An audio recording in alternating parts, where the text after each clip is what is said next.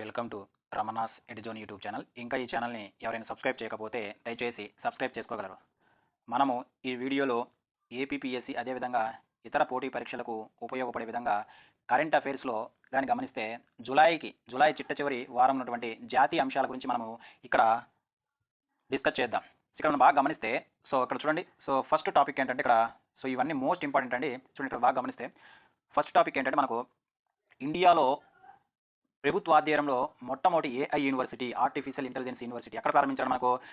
బెంగళూరు, కర్ణాటక స్టేట్లో ఏర్పాటు చేసినట్లుగా మనం గుర్తుపెట్టుకోవాలి. ఇక్కడ మనం బాగా గమనిస్తే ఈ ఆర్టిఫిషియల్ ఇంటెలిజెన్స్కి సంబంధించి ఎవరిని మనం ఫాదర్ ఆఫ్ ఏఐ అంటా మనము? జాన్ మెకార్టీ అని గుర్తుపెట్టుకోవాలి. నెక్స్ట్ ఏంటంటే ఇక్కడ మొట్టమొదటి ఇండియన్ ఏఐ సిటీ అండి. ఇదే మనకు ఉత్తరప్రదేశ్ రాజైనటువంటి లక్నోగా మనం గుర్తుపెట్టుకోవాలి. నెక్స్ట్ కానీ గమనిస్తే ఇక్కడ ఐరిస్ ఏంటంటే మనకు దేశంలోని తొలి ఏఐ టీచర్ ఎక్కడ మనకు? కేరళంలో. నెక్స్ట్ పాయింట్ మనకి ఇక్కడ దేశంలోని తొలి ఏఐ న్యూస్ యాంకర్ ఎవరంటే మనకు ఒడిశా రాష్ట్రానికి చెందినటువంటి సనా సివి మనకు బాగా గుర్తుపెట్టుకోవాలి. ఇక్కడ మనకు నెక్స్ట్ కాన్సెప్ట్గా మనం గమనిస్తే చూడండి ఇక్కడ నెక్స్ట్ కాన్సెప్ట్ చూడండి. నెక్స్ట్ మనకి ఇక్కడ ఇండియన్ గ్రే హార్న్ బిల్, ఇది ఒక పక్షి అండి, చాలా ఇంపార్టెంట్. ఇది మనం వచ్చరికి ఎన్విరాన్మెంట్ కోణంలో మనం ఎగ్జామినేషన్ పాయింట్ ఆఫ్ దీన్ని చక్కగా ఉపయోగించుకోవచ్చు అనమాట. ఇక్కడ మనం బాగా గమనిస్తే ఇక్కడ చూడండి, ఇక్కడ మనం బాగా గమనిస్తే ఏమంటుంటే ఇండియన్ గ్రే హార్న్ బిల్ వచ్చరికి ఈ పక్షి ఇది ఒక రకమైన పక్షి అనమాట. ఇక్కడ మనకు పక్షి పునరాగమనం అంటే మనం బాగా గమనిస్తే గుజరాత్లోనే సుమారు 60 సంవత్సరాల క్రితము గిర్ అడవుల నుంచి ఇది అంతరించిపోయిందట. తిరిగి 2021లో చేపట్టినటువంటి విజయవంతమైనటువంటి పునఃప్రవేశ ప్రాజెక్ట్ ద్వారా మరలా అక్కడ స్థిరపడి అభివృద్ధి చెందుతుందిగా మనం గుర్తుపెట్టుకోవాలి. అయితే ఇక్కడ ఇంపార్టెంట్ పాయింట్ ఏంటంటే మనకి ఇక్కడ ఈ హార్న్ బిల్ ఫెస్టివల్ చేస్తారండి. ఎక్కడ జరుపుతారు మనకు? నాగాలాండ్లో జరుపుతారని మనం గుర్తుపెట్టుకోవాలి. అదేవిధంగా నాగాలాండ్ రాష్ట్ర యొక్క పక్షి పేరు అంటే మనకు వచ్చేదానికి హార్న్ బిల్గా మనం గుర్తుపెట్టుకోవాలి. అంటే మనకి ఇక్కడ గుర్తుపెట్టుకోవాల్సిన విషయం ఏంటంటే ఇండియన్ గ్రే హార్న్ బిల్ ఎక్కడ పునఃప్రవేశం చేశారంటే మనకు ఇక్కడ గుజరాత్లోనే గిర్ అడవులను గుర్తుపెట్టుకోవాలి. ఇక్కడ మనకు గిర్ ఫారెస్ట్ నేషనల్ పార్క్ ఎక్కడ ఉంటే మనకు గుజరాత్లో ఉంది. దేనికి ఫేమస్ ఇది మనకు? ఏసెటిక్ సింహాలకు బాగా ప్రసిద్ధిని మనం గుర్తుపెట్టుకోవాలి. నెక్స్ట్ కానీ గమనిస్తే వన్యప్రాణి సంరక్షణ చట్టం ఎప్పుడు తీసుకొచ్చారు మనకు? 1970లో తీసుకురావడం జరిగింది. అదేవిధంగా మనకి ఇక్కడ world wild life day, world wild life day ఎప్పుడు జరుపుకుంటాం? ప్రతి సంవత్సరం మార్చి 3వ తారీఖున జరుపుకుంటామని గుర్తుపెట్టుకోవాలి. నెక్స్ట్ మనకు ప్రస్తుత కేంద్ర పర్యావరణ అటవీ శాఖ మంత్రి గారు మనకు భూపేంద్ర యాదవ్. ఈ టాపిక్ గురించి మనం గుర్తుపెట్టుకోవాలి. నెక్స్ట్ టాపిక్ చూడండి ఒకసారి. నెక్స్ట్ టాపిక్ మనం గమనిస్తే ఇక్కడ భారత్ టెక్స్ట్ 2026 ఇది ఒక సమ్మిట్ అండి. భారత్ టెక్స్ 2026 ఇదేంటి మనకంటే ప్రపంచంలో అతిపెద్ద జౌలి ప్రదర్శన ఎక్కడ జరిగింది మనకి ఇక్కడ? న్యూఢిల్లీలో భారత మండపంలో జరిగినట్లుగా మనం గుర్తుపెట్టుకోవాలి. ఓకేనా? అంటే మనకి బాగా గమనిస్తే జౌలి పరిశ్రమ అభివృద్ధి కోసం మన భారతదేశం ఒక స్కీమ్ తీసుకోవడం జరిగింది 2021. అంటే మనకు పిఎం మిత్ర అంటే మనకు mega integrated textile region and apparel అనమాట. దీన్ని ఎప్పటి నుంచి చెప్పడానికి మనకు 2021-22 నుంచి ఎక్కడి వరకు మనకు 2027-28 వరకు మొత్తము ఎన్ని పార్కులు ఏర్పాటు చేస్తున్నట్టు మన భారతదేశంలో ఈ పిఎం మిత్ర అంటే మనకు ఏడు మిత్ర పార్కులను ఏర్పాటు చేస్తున్న గుర్తు మన ఆంధ్రప్రదేశ్ లేదు, తెలంగాణ అయితే ఉంది. నెక్స్ట్ ప్రస్తుతం మనం గుర్తుపెట్టుకోవాల్సిన విషయం అంటే ప్రస్తుత కేంద్ర జౌలి శాఖ మంత్రి మనకు గజేంద్ర సింగ్ షెకావత్. ఇది మనకు భారత్ టెక్స్ 2020 సంబంధించిన కొన్ని ముఖ్యమైన అంశాలు.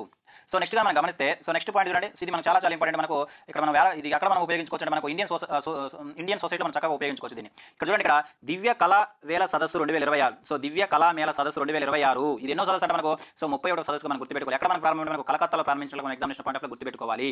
అంటే ఇక్కడ అసలు ఇది ఎవరికి సంబంధించిన మనకు? దివ్యాంగులకు సంబంధించినది. చాలా ఇంపార్టెంట్. ఎవరికి సంబంధించి మనకు? దివ్యాంగులకు సంబంధించినటువంటిది.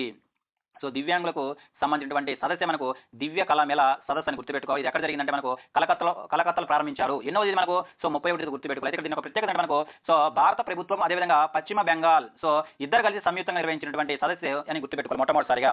నెక్స్ట్ గమనిస్తే అసలు ఏంటి నేను గమనిస్తే దివ్యాంగుల ఆర్థిక సాధికారత సమ్మిళిత విధంగా స్వావలంబను ప్రోత్సహించేందుకు ఇది దివ్య కళా మేళ సదస్సు అనేది తీసుకోవడం జరిగింది. అంటే మనకు దివ్యాంగులకు చేతి వృత్తి కళాకారులు అదేవిధంగా మనకు పారిశ్రామికవేత్తలు అదేవిధంగా చిత్రకారులు మరియు వారి యొక్క ఉత్పత్తులు ప్రదర్శన మరియు మార్కెట్ కోసము ప్రతి సంవత్సరం కూడా దివ్య కళా మేళ సదస్సు జరుగుతుంది మనం గుర్తుపెట్టుకోవాలి. ఓకే, మనం బాగా గమనిస్తే ఈ దివ్యాంగులకు సంబంధించిన చట్టం ఉందండి. అది మనకు చాలా ఇంపార్టెంట్. ఇక్కడ బాగా మనం గమనిస్తే మనకు దీని ఏమంటే మనం the rights of persons with disabled act మొట్టమొదటిసారిగా దీన్ని 1990లో తీసుకొచ్చారు. అంటే మనకు దివ్యాంగ హక్కుల చట్టం ఎప్పుడు మనకు 1990లో వస్తే దాని ప్రకారం మొత్తం దివ్యాంగుల సంఖ్య అంతా మనకు 7. కానీ దీని వల్ల 2016లో సవరణ చేయడం జరిగింది. అంటే దీన్ని ఏమంటే మనకు వికలాంగుల హక్కుల రక్షణ చట్టంగా మనం చెప్తాము. మొట్టమొదటిసారిగా అయితే ఇప్పుడు మనం 1995లో వస్తే దాని ప్రకారం ఎన్ని రకాల దివ్యాంగులు ఉండేవారు? మనకు 7 రకాలు ఉండేవారు. కానీ 2016లో వచ్చినటువంటి వికలాంగుల హక్కుల రక్షణ చట్టం ప్రకారం మొత్తము దివ్యాంగుల సంఖ్య అంతా మనకు 27గా మనం గుర్తుపెట్టుకోవాలి. చాలా ఇంపార్టెంట్. ఓకేనా? ఇది మనకు కాన్సెప్ట్. నెక్స్ట్ కాన్సెప్ట్ మనం గమనిస్తే నెక్స్ట్ చూడండి. నెక్స్ట్ సెట్ మనకి ఇక్కడ చివరి మనకు అంజుమ్ చోప్రా ఎవరంటే మనకి ఇక్కడ మనం గమనిస్తే అంజుమ్ చోప్రా ఏంటంటే భారత మహిళల క్రికెట్ జట్టు మాజీ కెప్టెన్ అంట.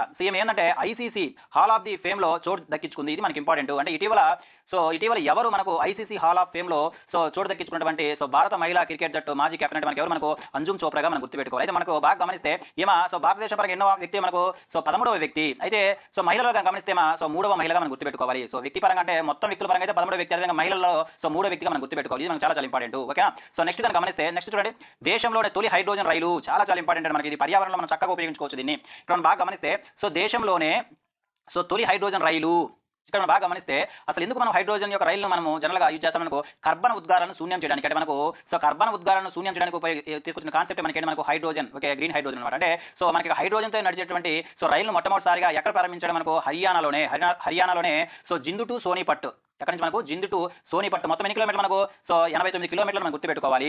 89 కిలోమీటర్లు. అదేవిధంగా ఈ రైలు యొక్క స్పీడ్ అంతా మనకు సో 75 kmph, అంటే ఒక గంటకు 75 కిలోమీటర్ల వేగం నడుస్తుంది మనం గుర్తుపెట్టుకోవాలి. అయితే బాగా గమనించవలసిన పాయింట్ ఏంటంటే మనకు సో ప్రపంచంలోనే మొట్టమొదటిసారిగా సో మొట్టమొదటి హైడ్రోజన్ రైలు తీసుకొచ్చినటువంటి దేశం ఏంటంటే మనకు జపాను. తర్వాత మనకి ఏంటిది చైనాగా మనం గుర్తుపెట్టుకోవాలి. ఓకేనా. సో ఇది మనం బాగా గుర్తుపెట్టుకోవాల్సిన విషయం ఏంటంటే ఇది మనకు హైడ్రోజన్ దేశంలోనే మొట్టమొదటిసారి హైడ్రోజన్ ఎక్కడ ప్రారంభించారో మనం గుర్తుపెట్టుకోవాలి. అదేవిధంగా సో దీని యొక్క ప్రత్యేకత అంటే మనకు హైడ్రోజన్ రైలు ఎందుకంటే మనకు కర్బన ఉద్గారం తగ్గించడానికి, దాదాపు శూన్యం చేయడానికి. అయితే మనకు ఇది ప్రారంభించేది ఏ రైల్వే పరిధిలో మనకు సో నార్త్ రైల్వే అని గుర్తుపెట్టుకోవాలి. ఓకేనా. ఉత్తర రైల్వే పరిధిలో దీన్ని ఓపెన్ చేసినట్లుగా మనం గుర్తుపెట్టుకోవాలి.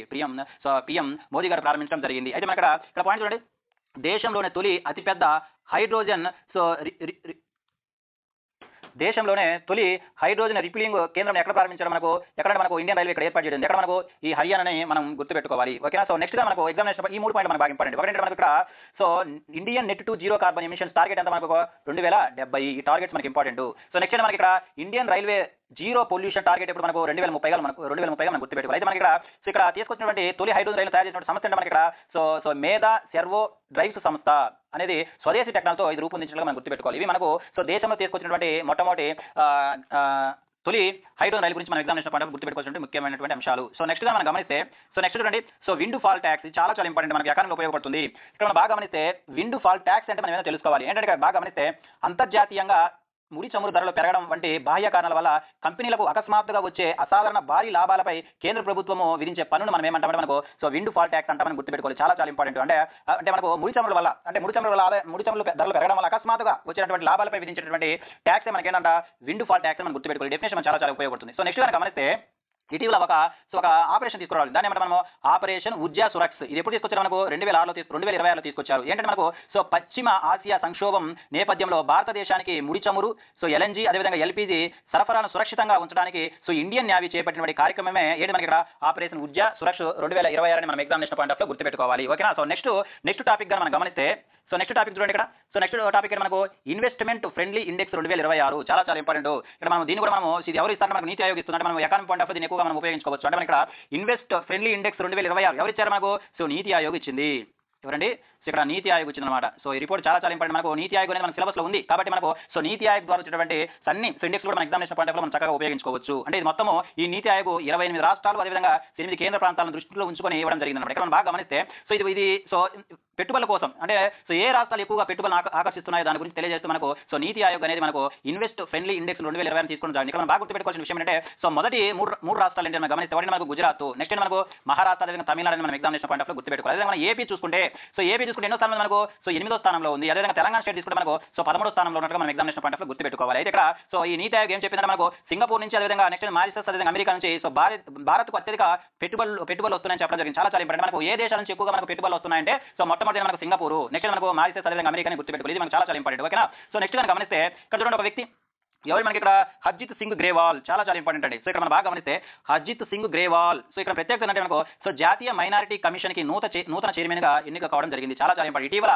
ఎవరు జాతీయ మైనారిటీ కమిషన్ నూతన చైర్మన్ గా మనకు సో నియమితులైన ఎవరు మనకి ఇక్కడ సో హర్జిత్ సింగ్ గ్రేవాల్ గా మనం గుర్తుపెట్టుకోవాలి. ఓకేనా. సో మనం బాగా గమనిస్తే ఈ జాతీయ మైనారిటీ కమిషన్ చట్టం ఎప్పుడు మనకు 1992లో వస్తే చట్టం ఎప్పుడు మనకు 1992లో వస్తే ఈ జాతీయ మైనారిటీ కమిషన్ ఎప్పుడు ఏర్పాటు చేశారు మనకు 1993లో ఏర్పాటు చేశారు. చాలా ఇంపార్టెంట్. గత గ్రూప్ లో కూడా జరిగింది అనమాట. మన చట్టం ఎప్పుడు మనకు సో 1992లో చట్టం వస్తే సో 1993లో మన కమిషన్ ఏర్పాటు చేసినట్టు మనం గుర్తుపెట్టుకోవాలి. ఇక్కడ మొత్తం ఎంతమంది సభ్యులు ఉంటారండి? సో 8 మంది సభ్యులు ఉంటారు. ఎవరు మనకు చైర్మన్, వైస్ చైర్మన్ అదేవిధంగా 5 సభ్యులు ఉంటారు. సో నెక్స్ట్ కనుక గమనిస్తే ఇక్కడ ఎవరు మన భారతదేశంలో మైనార్టీలు అంటే ఎవరు మనకి ఇక్కడ ముస్లింలు, క్రిస్టియన్లు అదేవిధంగా సిక్కులు, బౌద్ధులు, జైనులు అదేవిధంగా పార్సీలు మొత్తం ఎంతమంది? సో మొత్తం 6 మంది మైనార్టీలు ఉన్నట్టు మన ఎగ్జామినేషన్ పాయింట్ ఆఫ్ లో గుర్తుపెట్టుకోవాలి. అయితే ఇక్కడ మనం బాగా గుర్తుపెట్టుకోవచ్చు మనకు పాయింట్ ఏంటంటే సో జాతీయ మైనార్టీ కమిషన్ యొక్క మొట్టమొదటి చైర్మన్ ఎవరు మనకు?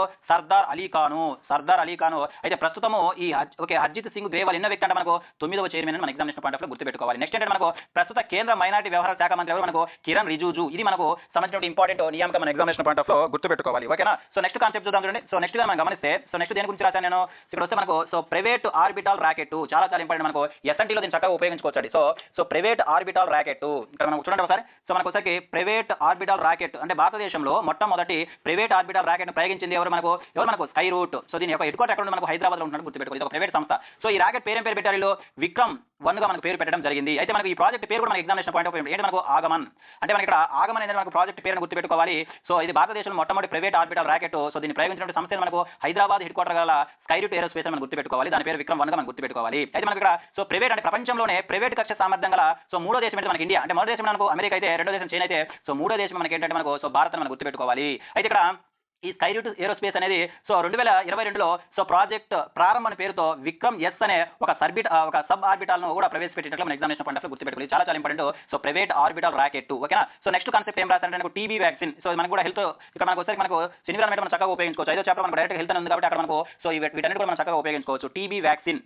సో టీబీ వ్యాక్సిన్ గమనిస్తే సీరం ఇన్స్టిట్యూట్ ఆఫ్ ఇండియా ఎక్కడ దీనికి ఒక హెడ్ క్వార్టర్ మనకు పూణేలో ఉన్నటువంటి సీరం ఇన్స్టిట్యూట్ ఆఫ్ ఇండియా, అదేవిధంగా మనకు so gates medical research institute ఒక న్యూటన్ వ్యాక్సిన్ కోసం ఒప్పందం చేసుకున్నారు. ఏ వ్యాక్సిన్ మనకు టీబీ వ్యాక్సిన్ కోసం మనం గుర్తుపెట్టుకోవాలి. ఆ వ్యాక్సిన్ పేరు సరికి M722/ASO 1E గా మనం గుర్తుపెట్టుకోవాలి. అయితే మనకి ఇక్కడ టీబీ అనగా మనకు గుర్తువచ్చింది మార్చి 24. సో ప్రతి సంవత్సరం మార్చి 24 ఎలా జరుపుకుంటాం మనము సో వరల్డ్ టీబీ డేగా జరుపుకుంటాం మనం ఎగ్జామినేషన్ పాయింట్ ఆఫ్ లో గుర్తుపెట్టుకోవాలి. సో 2026 థీమ్ మనకు yes we can end TB so lead by so countries powered by people అని మనం గుర్తుపెట్టుకోవాలి. ఇది మనకు టీబీ వ్యాక్సిన్ గురించి మనకు వార్తలు ఉన్నటువంటి ముఖ్యాంశము. సో నెక్స్ట్ దేని గురించి రాశారంటే చూడండి ఇక్కడ సరికి నేవా చాలా చాలా ఇంపార్టెంట్ అండి. సో నేవా గాని మనకు బాగా గమనిస్తే ఇక్కడ నేవా అసలు ఏంటి మనకు నేవా అంటే మనకు సో ఇక్కడ వార్తలు ఏంటంటే నేవాను అమలు చేయనున్న మహారాష్ట్ర ప్రభుత్వము. అంటే అసలు ఏంటంటే మనకు నేవా అంటే మనకు రాష్ట్ర శాసనసభను కాగిత రహితంగా మార్చేందుకు కేంద్ర ప్రభుత్వము డిజిటల్ ఇండియాలో భాగంగా ఈ కార్యక్రమం ఏర్పాటు చేయడం జరిగింది. అసలు ఏంటి నేవా అంటే మనకు నేషనల్ ఈ విధాన్ అప్లికేషన్ మనం గుర్తుపెట్టుకోవాలి. ఓకేనా. అంటే మనకి ఇక్కడ పేపర్లెస్ శాసనసభగా తయారు చేయడానికి సో డిజిటల్ ఇండియాలో భాగంగా మనకు తీసుకొచ్చినటువంటి సో మనకు కాన్సెప్ట్ మనకు నేవా మనం గుర్తుపెట్టుకోవాలి. అయితే ఇక్కడ మనము డిజిటల్ ఇండియా ఎప్పుడు తీసుకొచ్చారు మనకి ఇంపార్టెంట్. ఇప్పుడు మనకు 2015 జూలై 1 ఏర్పాటు చేశారు మనం గుర్తుపెట్టుకోవాలి. అయితే మనకి ఇక్కడ ముఖ్యమైన పాయింట్ అంటే మనకు ఈ నేవా విధాన్ని నేషనల్ ఈ విధాన్ అప్లికేషన్ అమలు చేసినటువంటి మొట్టమొదటి రాష్ట్రం ఏంటంటే మనకు నాగాలాండ్. చాలా చాలా ఇంపార్టెంట్ నాగాలాండ్ అని గుర్తుపెట్టుకోవాలి. ఇక్కడ మనకి ఏంటంటే ఇక్కడ ఇంకో పాయింట్ మనకు ఈ నేవాను సో మనం అభివృద్ధి చేసినటువంటి మంత్రిత్వ శాఖ ఏంటి మనకి ఇక్కడ సో కేంద్ర పార్లమెంటరీ వ్యవహారాలు మంత్రిత్వ శాఖను ఈ నేవాను అభివృద్ధి చేస్తుంది మనం గుర్తుపెట్టుకోవాలి. చాలా చాలా ఇంపార్టెంట్ నేవా. ఓకేనా. అదే మనకి ఇటీవల మహారాష్ట్ర ప్రభుత్వము. సో నెక్స్ట్ దేని గురించి నేను సో నోట్ చేయడం జరిగిందంటే నెక్స్ట్ చూడండి ఒకసారి. సో నెక్స్ట్ మనం గమనిస్తే సో అతిపెద్ద పెరుగు ఉత్పత్తి ప్లాంట్ చాలా చాలా ఇంపార్టెంట్ అండి. ఇక్కడ చూడండి మనకు సో మన దేశంలోనే సో ప్రపంచంలోనే అతిపెద్ద పెరుగు ఉత్పత్తి ప్లాంట్ ఎక్కడ మనకు అంటే మనకు పశ్చిమ బెంగాల్లోనే హౌరా ఫుడ్ పార్క్. సో ఎవరు ఏర్పాటు చేశారు మనకు అమూల్ సంస్థగా మనం గుర్తుపెట్టుకోవాలి. చాలా చాలా ఇంపార్టెంట్. ఇటీవల సో ప్రపంచంలోనే అతిపెద్ద పెరుగు ఉత్పత్తి ప్లాంట్ మన భారతదేశం ఎక్కడ ఏర్పాటు చేశారంటే మనకు సో పశ్చిమ బెంగాల్లో మనకు హౌరా ఫుడ్ పార్క్ అని గుర్తుపెట్టుకోవాలి. హౌరా ఫుడ్ పార్క్ లో ఏర్పాటు చేశారని గుర్తుపెట్టుకోవాలి. ఎవరు మనకు అమూల్ సంస్థ ఆధ్వర్యంలో ఏర్పాటు చేసినట్టుగా మనం ఎగ్జామినేషన్ పాయింట్ ఆఫ్ లో గుర్తుపెట్టుకోవాలి. ఇక్కడ మనకు వచ్చరికి పాల ఉత్పత్తి లేదా పెరుగు సంబంధించినటువంటి సో మనకు NDBB గుర్తుపెట్టుకోవాలి. మనకు సో పాల ఉత్పత్తిని పెంచడం కోసము సో మనకు నేషనల్ డైరీ డెవలప్మెంట్ బోర్డు ను ఎక్కడ మనకు సో గుజరాత్ లో ఆనంద్లో ఎప్పుడు ఏర్పాటు చేసిన మనకు 1960 ఏర్పాటు చేసినట్లుగా మనం ఎగ్జామినేషన్ పాయింట్ ఆఫ్ లో గుర్తుపెట్టుకోవాలి. అదే మనకి ఇక్కడ వచ్చరికి మనకు మిల్క్ అంటే ఒక వ్యక్తి మనకు గుర్తు రావాలండి. అతనే మనకు వర్గీయస్ కురియన్. చాలా చాలా ఇంపార్టెంట్. ఈ వర్గీయస్ కురియన్ మనం ఏమంటామంటే ఫాదర్ ఆఫ్ వైట్ రివల్యూషన్ అంటాము. సో పాల ఉత్పత్తి అంటే so father of so white revolution అని ఎవరిని అంటారు మనకు వర్గీయస్ కురియన్ మనం గుర్తుపెట్టుకోవాలి. అదేవిధంగా మనకు ఇతను పుట్టినటువంటి జూన్ 1న సో జూన్ 1న ప్రతి సంవత్సరం ఎలా జరుపుకుంటాం మనకు సో నేషనల్ మిల్క్ డేగా జరుపుకుంటాం మనం ఎగ్జామినేషన్ పాయింట్ ఆఫ్ లో గుర్తుపెట్టుకోవాలి. ఈ సంవత్సరం యొక్క థీమ్ మనకు సెలబ్రేట్ ఉమెన్ ఫేమస్. ఇది మనకు వచ్చరికి ఈ సంవత్సరం యొక్క థీమ్ మన ఎగ్జామినేషన్ పాయింట్ ఆఫ్ లో గుర్తుపెట్టుకోవాలి. ఓకేనా. ఇది మనకు చాలా చాలా ఇంపార్టెంట్. సో నెక్స్ట్ నేను ఏం రాసానంటే సో నెక్స్ట్ 2 అవార్డు గురించి రాశాను. ఏంటి మనకు సో 72వ జాతీయ చలనచిత్ర అవార్డులు చాలా చాలా ఇంపార్టెంట్. మనకు ఏంటంటే మనకు 72వ జాతీయ చలనచిత్ర అవార్డులు ఇది ఎన్నోది మనకు చెప్పండి 72 గుర్తుపెట్టుకోవాలి. ఓకేనా. సో ఎవరు ఇస్తారు మనకంటే ఏ మంత్రిత్వ శాఖ మనకి ఇస్తుందంటే మనకు ఎవరు మనకు కేంద్ర సమాచార ప్రసార మంత్రిత్వ శాఖ ఇస్తుంది. ఇది ఎన్నోది మనం 72గా మనం గుర్తుపెట్టుకోవాలి. అయితే మనకి ఇక్కడ ఉత్తమ నటుడు సో ఉత్తమ నటుడు ఇద్దరికి ఇచ్చారు. మనకు కార్తిక్ ఆర్యన్. సో ఏ సినిమా అంటే ఓకే చందు ఛాంపియన్ కి. అదే మనకు ముమ్మట్టి. సో ముమ్మట్టి కూడా ఇచ్చారు. మనకు బ్రహ్మయుగం. అంటే మనకి ఇక్కడ ఉత్తమ నటులు ఇద్దరికి ఇచ్చారు. ఎవరు మనకు కార్తిక్ ఆర్యన్ అదేవిధంగా ముమ్మట్టిని గుర్తుపెట్టుకోవాలి. నెక్స్ట్ ఉత్తమ నటి ఎవరు మనకు యామి గౌతమ్. ఏ సినిమా కంటే మనకు ఆర్టికల్ 370 గుర్తుపెట్టుకోవాలి. నెక్స్ట్ వచ్చరికి ఉత్తమ దర్శకుడు ఎవరు మనకు రాజ్ కుమార్ పెరియాస్వామి అమరన్ మూవీకి తమిళ్లో ఇవ్వడం జరిగింది. నెక్స్ట్ మనకు ఉత్తమ ఫీచర్ ఫిల్మ్ ఏది మనకు ఆర్టికల్ 370 అని గుర్తుపెట్టుకోవాలి. నెక్స్ట్ మనకు ఇక్కడ ఉత్తమ ప్రజాదరణ చూడండి. సో ఉత్తమ సో ప్రజాదరణ పొందినటువంటి చిత్రం ఏంటంటే మనకు మందేనండి. ఇది మనకు కల్కి 2898 మనం గుర్తుపెట్టాలి. నెక్స్ట్ మనకు ఉత్తమ బాలల చిత్రం ఇది కూడా మనకి ఇంపార్టెంట్. మనకు 35 చిన్న కథ కాదనే సినిమా రావడం జరిగింది. నెక్స్ట్ ఉత్తమ తెలుగు చిత్రం ఏంటి మనకు కమిటీ కుర్రోలు చాలా బాగుంటుంది మూవీ ఒకసారి చూడండి. సో నెక్స్ట్ గమనిస్తే నెక్స్ట్ మనకు జాతీయ సామాజిక మరియు పర్యావరణ విలువలను ప్రోత్సహించే ఉత్తమ చిత్రం ఏంటంటే మనకు సో కెప్టెన్ మిల్లర్ అని గుర్తుపెట్టి ఇవి మనకు సో 72వ జాతీయ చలనచిత్ర అవార్డుల గురించి మనం ఎగ్జామినేషన్ పాయింట్ ఆఫ్ లో గుర్తుపెట్టుకోవాల్సిన కొన్ని ముఖ్యమైనటువంటి అంశాలు. నెక్స్ట్ నేను ఏం రాసాను చూడండి. సో నెక్స్ట్ ఒకసారికి ease of doing business act ఇటీవల భారతదేశంలో ఏ రాష్ట్రము ease of doing business act 2020 తీసుకొచ్చినట్టు మనకి ఏంటి ఇక్కడ ఛత్తీస్గఢ్గా మనం గుర్తుపెట్టుకోవాలి. చాలా చాలా ఇంపార్టెంట్. దేశంలోనే మొట్టమొదటిసారిగా సో ఒక easy of doing business act తీసుకొచ్చిన రాష్ట్రం ఏంటంటే మనకు ఛత్తీస్గఢ్ గుర్తుపెట్టుకోవాలి. అయితే ఇక్కడ మనకు ప్రస్తుతం కేంద్ర ఎంఎస్ఎంఈ శాఖ మంత్రి ఎవరు మనకు సో జితన్ రామ్జీగా మనం ఎగ్జామినేషన్ పాయింట్ ఆఫ్ గుర్తుపెట్టుకోవాలి. ఓకే, సో చాలా చాలా ఇంపార్టెంట్. సో నెక్స్ట్ చూడండి. సో చాలా చాలా ఇంపార్టెంట్. మనకు ఎన్విరాన్మెంట్ లో మనం దీన్ని చక్కగా ఉపయోగించుకోవచ్చు. అంటే మనకి ఇక్కడ సో పరివర్తన స్కీము చాలా చాలా ఇంపార్టెంట్. అసలు ఏంటో ఈ పరివర్తన స్కీమ్ అని ఒకసారి మనం గమనిస్తే చూడండి ఇక్కడ సో జాతీయ రాజధాని ప్రాంతము ఢిల్లీలో వాయు కాలుష్యాన్ని తగ్గించడానికి కేంద్ర ప్రభుత్వం ప్రవేశపెట్టినటువంటి ఒక ముఖ్యమైనటువంటి కార్యక్రమం ఏంటి మనకు పరివర్తన కార్యక్రమం మనం గుర్తుపెట్టుకోవాలి. అంటే సో ఏంటి ఈ పరివర్తన స్కీమ్ అంటే సో మనకి ఏవైతే మనకు ఓల్డ్ కమర్షియల్ వెహికల్స్ ఉంటాయో దాని ప్లేస్ ఏం తీసుకొస్తారు మనకు సో BS6 లేదా ఏంటి మనకు ఎలక్ట్రానిక్ వెహికల్స్ రీప్లేస్ చేయడమే దీని యొక్క ముఖ్య థీమ్ అనమాట. అంటే మనకు సో పాతబడినటువంటి కమర్షియల్ వెహికల్స్ బదులుగా వేరే తీసుకొస్తారు మనకు సో BS6 వెహికల్స్ లేదా అదేవిధంగా ఎలక్ట్రానిక్ వెహికల్స్ తీసుకొచ్చి సో వాయు కాలుష్యానికి తగ్గించడానికి ఈ పథకం యొక్క ముఖ్య ఉద్దేశంగా మనం గుర్తుపెట్టుకోవాలి. అయితే మనం కొన్ని ఇంపార్టెంట్ పాయింట్స్ మనం గుర్తుపెట్టుకోవాలి. అంటే మనకు లోని అనేది ఒక ప్రదేశం. అంటే ఇక్కడ లోని అంటే ఎక్కడ మనకు లోని ఉత్తరప్రదేశ్ రాష్ట్రంలో ఉంది. దీని యొక్క ప్రత్యేకత మనకు సో భారతదేశంలో అత్యంత కాలుష్య నగరం. ఓకే, ఇప్పుడు చెప్పండి భారతదేశంలో అత్యంత కాలుష్య నగరం అంటే మనకు లోనిగా మనం గుర్తుపెట్టుకోవాలి. అదే మనకు ఢిల్లీ. సో ఢిల్లీ యొక్క ప్రత్యేకత మనకు సో ప్రపంచంలో అత్యంత కాలుష్య రాజధాని అంటే మనకు ఢిల్లీ అని మనం గుర్తుపెట్టుకోవాలి. ఇది మనకు సో సంబంధించినటువంటి ఏంటి మనకి ఇక్కడ పరివర్తన్ స్కీమ్ గురించి. ఓకేనా. సో నెక్స్ట్ మనం చూడండి ఫిఫా వరల్డ్ కప్ 2026 చాలా చాలా ఇంపార్టెంట్. ఇక్కడ మనకి ఫిఫా వరల్డ్ కప్ 2026 గురించి మనం చూద్దాం. చూడండి ఇక్కడ మనకి ఇక్కడ మనకు ఫిఫా వరల్డ్ కప్ 2026 సంబంధించి దేనికి సంబంధించి మనకు ఫుట్బాల్ సంబంధించినటువంటి కప్ అనమాట. ఫుట్బాల్. సో ఇది ఎన్నో వచ్చినట్టు మనకు 23గా మనం గుర్తుపెట్టుకోవాలి. నెక్స్ట్ నిర్వహించిన ఎవరు మనకు సో USA, కెనడా, అదేవిధంగా మెక్సికో. ఎవరంటే మనకు మెక్సికో, కెనడా, అదేవిధంగా USA సంయుక్తంగా మనకు నిర్వహించిన ఎగ్జామినేషన్ పాయింట్ గుర్తుపెట్టుకోవాలి. మనకి ఇక్కడ విన్నర్ ఎవరంటే మనకు స్పెయిన్, రన్నర్ ఎవరంటే మనకు అర్జెంటీనా మనం గుర్తుపెట్టుకోవాలి. ఓకేనా. సో నెక్స్ట్ ఇక్కడ మస్కట్లు గమనిస్తే ఏంటి మనకు మ్యాపిల్ కెనడా, సో ఓకే జైయూ వచ్చరికి మెక్సికో, అదేవిధంగా మనకు సో క్లూడిస్ వచ్చరికి అమెరికా ఇవన్నీ కూడా మనకి ఏంటంటే మనకు మస్కట్లో మనం గుర్తుపెట్టాలి. అధికార సాంగ్ ఏంటంటే మనకు సో దాయి సంఘం మనం గుర్తుపెట్టుకోవాలి. సో నెక్స్ట్ మనకి ఇక్కడ first FIFA men's world cup so ఎవరు మనం గెలుచుకున్నారు మనకు సో ఉరుగ్వే. ఎప్పుడు మనకు 1930 గుర్తుపెట్టుకోవాలి. నెక్స్ట్ 2030 అంటే 2030 అంటే 24వది సో ఎవరు నిర్వహించబోతున్నారంటే మనకు సారీ ఇది 2030 ఉరుగ్వే సాధించడం ఇచ్చిందండి. సో నెక్స్ట్ వచ్చరికి 2030లో ఇప్పుడు ఈ సంవత్సరం మనకి ఎవరు మనకు USA, కెనడా, అదేవిధంగా మెక్సికో. నెక్స్ట్ అంటే మనకి ఇక్కడ 2030 24వ సంవత్సరం మనకు స్పెయిన్, పోర్చుగల్, అదేవిధంగా మొరాకో దేశాలు నిర్వహిస్తారని మనం గుర్తుపెట్టుకోవాలి. ఓకేనా. సో మనకు ఫిఫా అనేది సో ఇక్కడ దీన్ని ఎప్పుడు ఏర్పాటు చేశారు మనకు సో 1904లో ఏర్పాటు చేస్తారు. దాని యొక్క హెడ్ క్వార్టర్ మనకు జూరిచ్. ప్రస్తుతం ప్రెసిడెంట్ ఎవరు మనకి ఇక్కడ సో గియానో ఇన్ఫాంటినో అని మన ఎగ్జామినేషన్ పాయింట్ గుర్తుపెట్టుకోవాలి. ఓకేనా. అయితే మనం ఇక్కడ ఇప్పుడు వరకు మనం ఎన్ని జరిగే మనకి 23 జరిగితే అత్యధికంగా గెలుపొందినటువంటి దేశాలు ఏంటి మనకు బ్రెజిల్ అని గుర్తుపెట్టుకోవాలి. ఎన్నిసార్లు మనకు 5 సార్లు గెలిచినట్లుగా మనం గుర్తుపెట్టుకోవాలి. ఓకేనా. సో నెక్స్ట్ వచ్చరికి ఇక్కడ మనకు అవార్డులు ఇంపార్టెంట్ మనకి ఎగ్జామినేషన్ పాయింట్ ఆఫ్ అవార్డులు మనం చూస్తే ఏంటంటే మనకి ఇక్కడ సో గోల్డెన్ బూట్ అవార్డు ఎవరికి ఇస్తారంటే ఎవరికి ఇస్తారు మనకు అత్యధికంగా గోల్ చేసిన వ్యక్తికి ఇస్తారు. అదే మనకి ఏంటంటే మనకి ఇక్కడ సో గోల్డెన్ బాల్ ఎవరికి ఇస్తారు మనకు బెస్ట్ ప్లేయర్కి ఇస్తారు. అదే మనకు సో గోల్డెన్ గ్లోవ్ అంటే మనకు బెస్ట్ ఓకే సో గోల్ కీపర్కి ఇస్తారు. అదే మనకు సో ఉన్న వాళ్ళలో యంగర్ ప్లేయర్ అవార్డు ఇస్తారు. అదే మనకు ఫిఫా ఫెయిర్ ప్లే అంటే మన అద్భుతంగా సో ప్రదర్శించిన జట్టు కూడా మనకు ఒక ప్రైజ్ ఇవ్వడం జరుగుతుంది అవార్డు. మనం గమనిస్తే మొట్టమొదటి అవార్డు మనకు సో గోల్డెన్ బూట్ అవార్డు ఎవరికి ఇచ్చారు మనకు సో ఫ్రాన్స్ దేశానికి ఎంబాబేకి ఇవ్వడం జరిగింది. చాలా చాలా ఇంపార్టెంట్. సో నెక్స్ట్ సార్ మనకి గోల్డెన్ బాల్ అవార్డు ఎవరికి ఇచ్చారు మనకు రోడ్రీ ఏ దేశం సంబంధించిన వ్యక్తినా స్పెయిన్ దేశానికి సంబంధించిన వ్యక్తిగా మనం గుర్తుపెట్టుకోవాలి. నెక్స్ట్ మనకు సో గోల్డెన్ గ్లోవ్ ఈ అవార్డు పొందిన వ్యక్తి అంటే మనకు సైమన్ ఈయన కూడా స్పెయిన్ దేశానికి చెందిన వ్యక్తి. నెక్స్ట్ వచ్చరికి యంగ్ ప్లేయర్ వచ్చరికి మనకి సో కుబార్సీ అనే వ్యక్తి కూడా ఏ దేశం చెందిన వ్యక్తి అంటే మనకు స్పెయిన్ దేశానికి చెందిన వ్యక్తి. నెక్స్ట్ వచ్చరికి సో అత్యద్భుత ప్రదర్శన సో జట్టు వచ్చరికి మనకి ఏంటంటే నెదర్లాండ్కి ఇచ్చినట్టుగా మనం గుర్తుపెట్టుకోవాలి. ఇది మనకు సో ఫిఫాకు సంబంధించి మనం గుర్తుపెట్టుకోవాల్సిన ముఖ్యమైన అంశాలు. సో నెక్స్ట్ వచ్చరికి దేని గురించి రాసిన మనకు